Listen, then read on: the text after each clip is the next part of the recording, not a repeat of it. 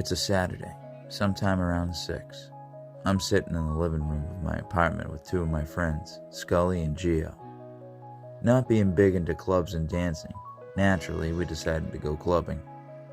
So we got ready, jumped in Gio's Jeep, and headed off to Worcester. I was just happy to get out with the boys. Since I was the only one married at the time, this was more of a change of scenery for them, since they both lived at college. Anyways, it's a pretty straight shot down 190. We curbed the Jeep in some downtown parking garage and walked our way in. None of us were really rug cutters until we got some booze in us. And this was peak Jaeger bomb, Irish car bomb era. So after a couple of those each and some fresh Blue Moons in hand, we felt nice and comfortable. About an hour later, the comfort had transformed into a nice, heavy nausea. Gio bumps into some jacked asshole who is also drunk, and he takes it the wrong way. Scully sees it all unfolding and jumps in. Now, just as it's getting good, I need to get some air. My body decided to bypass the aggressive stage of being drunk in favor of puking. So I rushed to the door, heading out to the smoking section.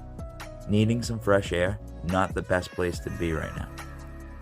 I couldn't leave this area without having to wait to get back into the club.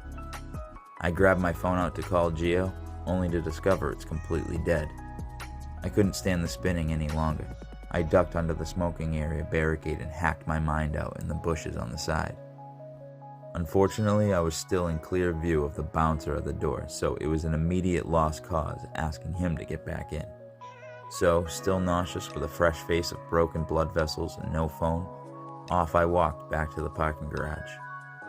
I thought to myself, if I can just find his Jeep, I'll get on top of the roof and just lay down. That way they can't leave without me.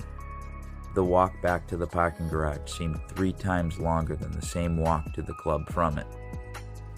When I got there, I couldn't remember what level we parked on. Since I was on the main level, I figured I'd take the stairs and try my luck on each floor.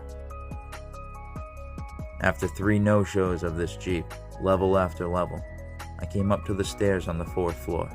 Still no visible sign of the Jeep. I heard a voice say, "Hey, excuse me." I look back, and it's a cop. He obviously saw me confused and stumbling, and looking the way I looked. He's like, "What are you up to?" And I said, "Looking for a black Jeep."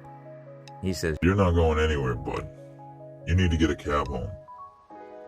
I told him, no, I just want to lay on it. Somehow that seemed to make him only insist more that I call a cab. I said I can't, my phone died.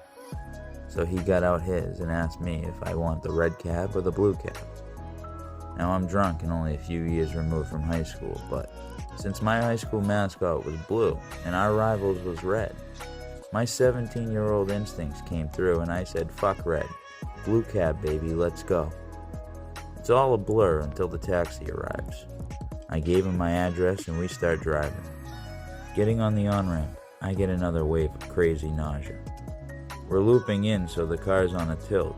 He's got the music going kinda loud, and I just start heaving lunch in between my legs.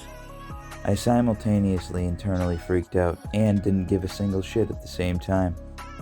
It was really a moment to behold. With his focus on the oncoming traffic, combined with the radio going and the cab already smelling like a Subway.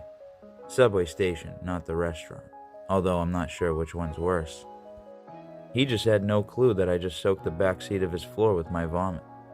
Despite this, the words that came out of his mouth were both coincidental and unbelievable. He reached his arm over with an empty Wendy's bag and said, "Hey, if you need to throw up, do it in this." I didn't know what to do as it was way too late. I just grabbed it, said thank you, rested my head against the back window, and ended up dozing in and out of a sleep until he said, "Okay, we're here." It seemed like an instant, like we teleported or something. Still sloppy drunk, I stammered out a thank you. Cab driver said, "It'll be $42.50. Now I was in a generous mood, happy that I was home and feeling terrible that I obliterated this poor cab driver's floor. So I take my wallet out and I grabbed all the cash I had in it at the time. I said, keep the change, man, have a good night. I stepped out, walked a few steps towards the building, and he shouted, "I only got $36 here." With no gumption or functioning mind to argue, I ended up yelling at him belligerently something I can't remember, and he sped off as I stumbled up to my second-floor apartment. I crawled to the door as I'm still feeling the drunk spins. 2 hours have passed now since I left the club, which makes it about 3 a.m. My wife, who in my mind will be coming to the door, so happy and relieved to see me since she had no way to get a hold of me. But what I was greeted with was enough yelling to nauseate me into hurling in the living room. Eventually, after no response from me, she gave up and went off to the bedroom. I was now laying face first on the floor, half of me in the kitchen, half in the living room. Unable to muster enough strength up to get in the shower, I slowly fell asleep. All of a sudden, my door starts pounding.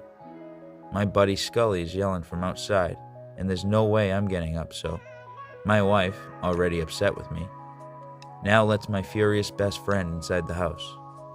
Now, I was in no shape to tell him the story, so he only knew it from his perspective, which was, you just took off and left us hanging while we were in a brawl. We were out looking for you for 2 hours. As Scully starts kicking me in the stomach and shoulders while I'm in the fetal position. Not too hard, but hard enough to make a point. And right there, laying down on my own floor, with my best friend actively kicking me.